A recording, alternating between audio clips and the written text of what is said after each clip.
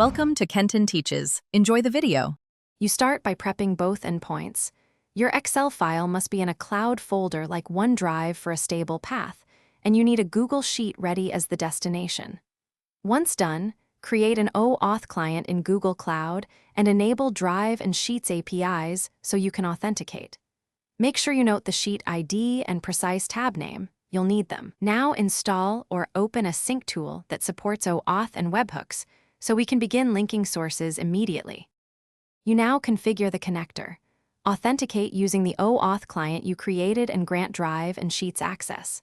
Next, map Excel columns or named ranges to your Google Sheet columns. Choose the header row and confirm data types to avoid truncation.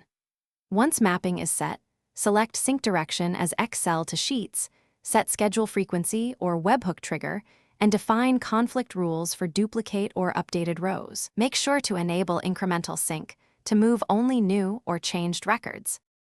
You finish by running a controlled test sync. Pick a small sample in Excel and execute the job, then verify that rows, cell formats, and timestamps appear correctly in the Google Sheet. Once satisfied, enable scheduled runs and logging so you catch errors early. If something goes wrong, first check your column mapping, data types, and whether the OAuth token expired.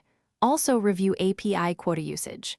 If persistent errors occur, rerun the mapping step and inspect connector logs for detailed failure messages.